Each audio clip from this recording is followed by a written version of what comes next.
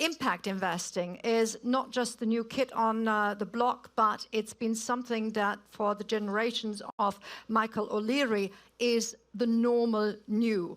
And the nice thing is that as creative people do, he's already coined a new phrase, and that new phrase is citizen capitalism. He's written a whole book about it, and he's talking about accountability. He has actually called his new company Engine Number One. I think Nomen est Omen, it's the program. And I'm so happy to be connected live, I assume, to New York with Michael O'Leary, the managing director of Engine Number One. Now, the big question is, of course, how do you actually manage to shift, maybe not trillions, but billions in the green direction? Thank you for that introduction. Many of you may know Engine Number One because of the successful proxy campaign we waged at ExxonMobil this past year. It was based on the premise that if you are the 5th largest greenhouse gas emitter in history, as ExxonMobil is, and 2/3 of your emissions comes from countries that are themselves pledging to reach net zero emissions, you don't have an ESG problem, you don't have an impact investing problem, you have a business problem. And together, we, with many partners, a broad coalition of institutional investors, foundations, pension funds, were able to put 3 new directors on the board of ExxonMobil, all focused on sustainability, all focused on deliberately repositioning Exxon for a rapidly decarbonizing world. And I'll come back to Exxon and the campaign in a moment, what we're doing now on both the supply and demand side of the energy markets. But I wanted to start with a slightly different story, with a slightly different ending, which is NRG. David Crane was the CEO of NRG, which is one of the largest power producers in the US. It's a public company that sells electricity across the country. And under its former CEO, David Crane, it began to transform far ahead of what many companies are doing today. In a 2014 letter to shareholders about climate change, Crane wrote, "The day is coming when our children will sit us down in our dotage, look us straight in the eye, and whisper to us, 'You knew. You knew and you didn't do anything about it. Why?'" And with that call to action, NRG announced that it would cut carbon dioxide emissions by 50% by 2030, 90% by 2050. This was 5 or 7 years ahead of every other company that is now setting their own net zero emission targets. But everyone was not as excited by these commitments. Like all public companies, NRG is subject to the demands of its shareholders, including an activist hedge fund named Elliott Management. And unhappy with NRG's financial performance, unimpressed with these sustainability goals, in 2017, 3 years after David Crane's letter, Elliott announced that it had bought a large block of shares in the company. It had plans to transform NRG back into a traditional carbon-based power company.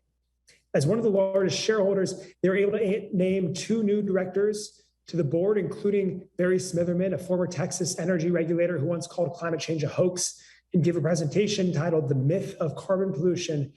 And with Elliott now wielding influence in the boardroom, NRG released a plan to restructure the company by selling off its renewable energy assets, and David Crane was forced to step down as CEO.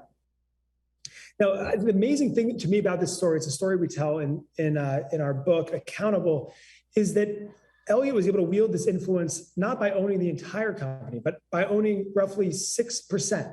Even with their partners, they only owned 9% of the company. And so the question I ask as we think about this topic of how do we shift trillions of dollars in finance is, where were the other 90% of shareholders? Where were the shareholders who cared about climate change, about the long-term viability of carbon power, about the need to transform our electrical grid? Why didn't they speak up, supporting Crane and forcing the activists to back off? And I think in this era, when we're seeing huge figures posted around the rise of ESG investing, sustainable investing, green bonds, impact investing, it's worth remembering that when David Crane looked back on his legacy after he was forced out as CEO, he had said, quote, "There was no institutional investor support for our attempt to go green, that there was all this, quote, happy talk coming out of the senior ranks of major pension funds, sovereign wealth funds, and university endowments about investing their money in a climate positive way. But when it came time to make hard choices, he found only money managers who are at best climate indifferent." Where are those other 90% of shareholders? We actually know the answer to this because the way the capital markets have shifted, not over the last few years, but over the last decades has not been into green bonds, impact investing, ESG investing, though we are seeing growth there. It's instead been into index investing, where if 1950, 6% of equity was owned by institutions, today 73% of our largest corporations are owned by big institutional investors, the folks like BlackRock, Vanguard, State Street, who issue index funds, market cap weighted index funds that probably sit in endowments of many foundations here. They unfortunately have proven to be particularly passive when it comes to shareholder proposals, when it comes to support for CEOs like David Crane, which means that anyone invested through them has too. And so the largest asset managers today, even though it's not a topic that has gotten enough focus, will regularly vote against 70, 80, 90% of climate proposals.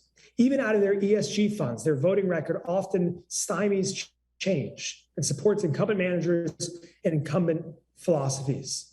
In 2020, the largest ESG ETF in the US markets voted against 91% of ESG proposals. Those are things around deforestation, carbon targets, climate accounting, and beyond. And so what our goal is at Engine Number One is both to be able to run the campaigns like we did at Exxon, trying to shift specific companies. But most recently, it's also trying to think about how do we shift the trillions of dollars that are in index funds. And one way we're trying to do so is the new product we issued earlier this summer called the Engine Number One Transform 500 ETF. It is got the ticker symbol VOTE because we are so focused on how do we take the trillions of dollars that are sitting in passive index funds and get those harnessed to take on climate change in a new way, voting to support ESG proposals, climate-related proposals, voting for change at our biggest companies that need to reckon with the reality of climate change, decarbonizing their businesses to succeed in a world that will and can achieve net zero. One major risk, and I'll end here, one major risk with the ESG movement today is that we decouple the ESG commitments we're seeing, the ESG investments we're seeing, from the ESG outcomes that we so want to affect. We've already warmed the planet by 1 degree. We're trying to prevent 1.5, 2, or worse when the problems go from merely devastating to truly catastrophic. But to do so, we need to ensure that the way we are investing our money, not just our pockets of impact investments or ESG investments, but all of our money is done in a way that will enable and accelerate the ability for our economy to truly transform. That's our goal at Engine Number One, and I think a goal we share probably with many in the audience today. We're looking forward to all the work that comes ahead. Thank you. Michael, I know that we didn't talk about a Q&A, but I just simply have to ask you at this stage. Investing in the right direction is one thing, but at the same time, you need to de-invest. What do you say to those areas of investment that beforehand were profiting from brown technologies? We are focused on the brown to green transition. And when we stories like NRG, where we think about our own campaign at ExxonMobil, to us, and many minds may differ, but to us, we need the most responsible, most climate-focused investors in the room at the table to manage the transition of these companies. There are many others that I think have other broader theories of change, other philosophies. For us, the role we think we can play in this transition is working with the companies that themselves need to transform and being the active, in some cases, activist shareholder in the room, helping them to do so. Wonderful. Thank you very much, Michael, for that, and keep on doing the good work. That's our message from Milano.